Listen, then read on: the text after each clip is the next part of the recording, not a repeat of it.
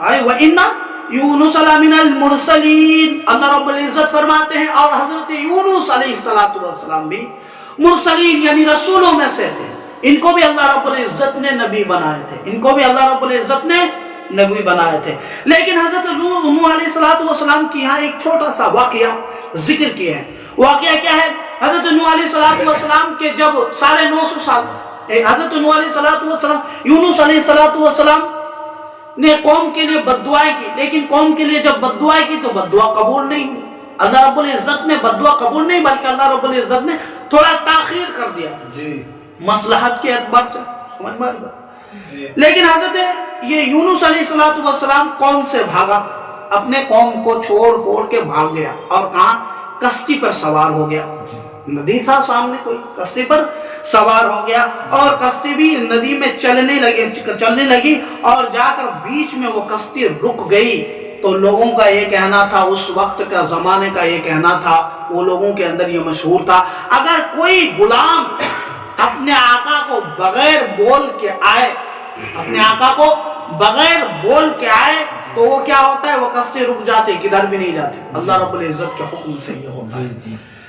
تو اس کشتی میں سوار ہونے والے نے کہا کہ یہاں کوئی غلام ہوگا جو اپنے آقا سے بھاگ کر آئے ہیں، یہاں کوئی غلام ہوگا جو اپنے آقا سے بھاگ کر آئے ہیں۔ چنانچہ کون سا غلام ہے؟ کون غلام ہے؟ تو قرآن اندازی کر دیا گیا، یعنی جو غلام ہوگا اس کا نام آئے گا۔ چنانچہ قرآن اندازی میں حضرت یونس علیہ السلام کا نام آیا۔ تو حضرت یونس علیہ السلام یا تو خود یعنی کشتی سے باہر آ گئے یا پھر ان کو ڈال دیا گیا پانی کے اندر۔ سمجھ میں آ رہی بات؟ دو بات ہوئی۔ پھر پانی کے اندر ڈال دیا گیا تو اس کو مچھلی نے کیا کیا بھائی؟ نگل لیا۔ اللہ رب العزت نے فرمایا اگر یونس علیہ السلام اپنے جو دعا ہے، دعا یونس لا الہ الا انت سبحانک انی کنت من الظالمین، اگر یہ کثرت سے نہ پڑتا تو خدا کی قسم اللہ رب العزت فرماتے ہیں اگر یہ کثرت سے نہ پڑتا تو تا قیامت تک یہی مچھلی کا پیٹ اس کا قبر ہوتا۔ حضرت یونس علیہ السلام کی وہی فرماتے ہیں وَإِنَّ يُونُسَ لَمِنَ الْمُرْسَلِينَ، حضرت یونس علیہ السلام بھی رسولوں میں سے تھے۔ اذا ابق الى الفلق مشحون، جب وہ کشتی کی طرف بھاگا، یعنی سفینہ اسے کہتے ہیں، سفینہ یعنی کشتی کی طرف بھاگا۔ حین غاضب قومہ، یعنی جب وہ اپنے قوم کے اوپر گیا غصہ ہو کر بھاگا۔ لما لم ينزل بهم العذاب، جب اللہ رب العزت کی عذاب ان کے اوپر نہیں آیا۔ الذی وعدہم بہ، حضرت یونس علیہ السلام جس کے بارے میں اپنے قوم کو وعدہ کیا تھا کہ اللہ رب العزت کے عذاب آئے گا، جب وہ عذاب نہیں آیا تو شرم کے مارے میں یا کچھ بھی بھاگا اپنے قوم سے۔ فرقب السفینہ، سفینہ پر سوار ہو گیا۔ ووقفت فی البحر، اور یہ جو سفینہ تھا یہ بحر یعنی سمندر کے بیچوں بیچ میں جا کر کھڑی ہو گئی۔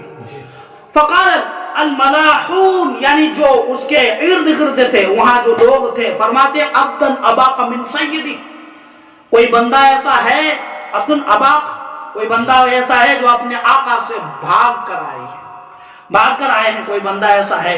چنانچہ قرآن اندازی کیا تو حضرت یونس علیہ السلام کا نام آئے۔ تظہر القرآن، تو قرآن میں کیا ہوگا بھائی؟ حضرت یونس علیہ السلام کا نام آ گیا۔ فرماتے ہیں فساہم ای قارا اہل السفینہ، یعنی اہل سفینہ نے قرآن اندازی کی۔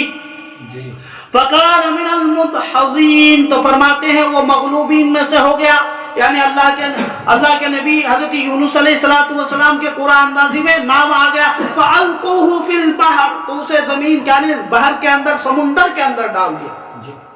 جب سمندر کے اندر ڈال دیا فَأَلْتَقَمَهُ الْحُوتُ، تو حوت نے اس کی اتباع کی، یعنی حوت بولے تو مچھلی نے اس کی اتباع کی۔ وَهُوَ الْمُلِيمُ، اور اس کی اتباع کی، اور مچھلی اتباع کی، اس کو نگل لیا۔ کیا لیا بھائی؟ نگل لیا۔ اے آت بما یلام علیہ من ذہابہ الی البحر ورکوبہ السفینہ بلا اذن من ربہ، یعنی وہ آئے تھے یہاں پر یعنی بحر کے اندر، اور بحر میں سفینہ یعنی کشتی کے اوپر سوار ہوا تھا، لیکن اللہ رب العزت نے اس کا کیا نہیں دیا تھا بھائی؟ اجازت نہیں دی تھی۔ تو اللہ رب العزت کے اجازت کے بنا ہی آ گئے۔ جی اس لیے رب العالمین کی اجازت کے بنا مت کام کیا کرو. رب العالمین نے جو اجازت دی ہے اس کے اعتبار چلو. اللہ رب العزت نے فرمایا شراب مت پیو تو مت پیو. اگر پیو گے تو نبی کا دیکھو کیا حال ہوا ہے. فرماتے ہیں وَلَوْلَا أَنَّهُ كَانَ مِنَ الْمُسَبِّحِينَ. اللہ رب العزت فرماتے ہیں اگر یہ یونس علیہ السلام اگر زیادہ تسبیح نہ کرتے, اور وہ تسبیح کیا ہے؟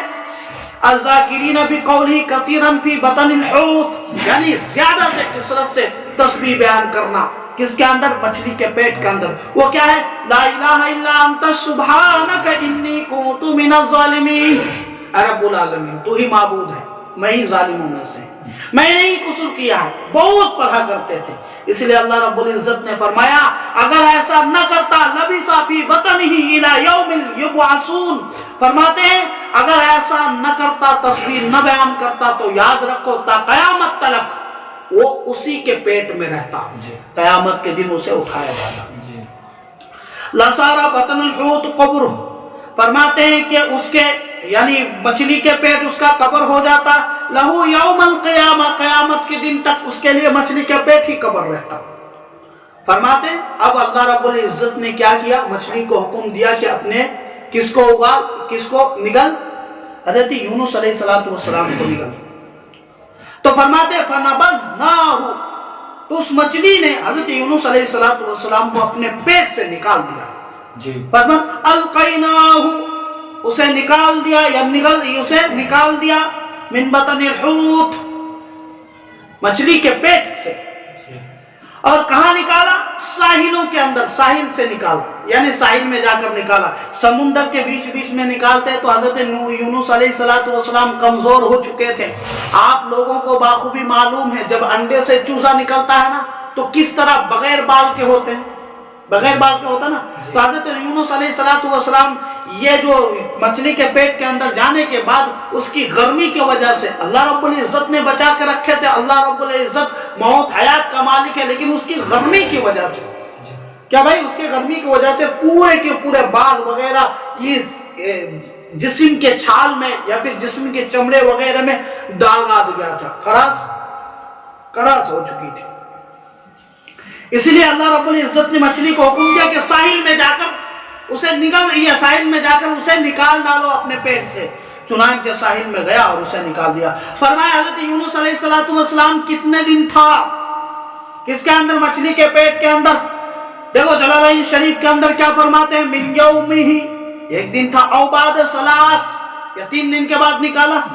او 7 ایام, یا پھر کتنے دن بھائی؟ 7 دن کے بعد نکالا. او 20, یا 20 دن کے بعد. او 40, یا 40 دن کے بعد. اتنے سارے کون ہیں یہاں پر؟ وہ سقیم, اور وہ کمزور, بیمار ہو گئے تھے. کیا ہو گئے تھے بھائی؟ کمزور ہو گئے تھے. علیم, کمزور ہو گئے تھے. جیسے کالفرخ الممعود, جیسے کہ ننھے منھے بچے نکلتے ہیں نا, پورا کمزور ہو جاتا ہے. انڈے وغیرہ سے بچے وغیرہ نکلتے ہیں تو پورا کمزور ہو جاتے ہیں. اللہ رب العزت نے فرمایا یہ حضرت یونس علیہ السلام کے جسم پر جب خراش آ گیا, تھوڑا خراب ہو گیا تھا ادھر ادھر, اللہ رب العزت کے حکم سے وہاں اللہ رب العزت نے ایک کدو کے پیڑ, یا پھر کدو ہی کہو, اس طرح کو کوئی پیڑ اللہ رب العزت نے کیا کیا؟ اگایا, بیلدار کے پیڑ. وَأَنبَتْنَا عَلَيْهِ شَجَرَةً مِنَ الْيَقْطِينِ, اور اللہ رب العزت نے فرمایا ہم نے وہاں ایک شجر, فرمایا یہ شجر یعنی درخت اگایا. فرماتے وہ سایہ دار ہوتی تھی. حضرت لوط علیہ السلام اس سے لگایا بھی کرتے تھے. اور ایک اونٹنی تھی یا پھر ایک بیل تھا, ایک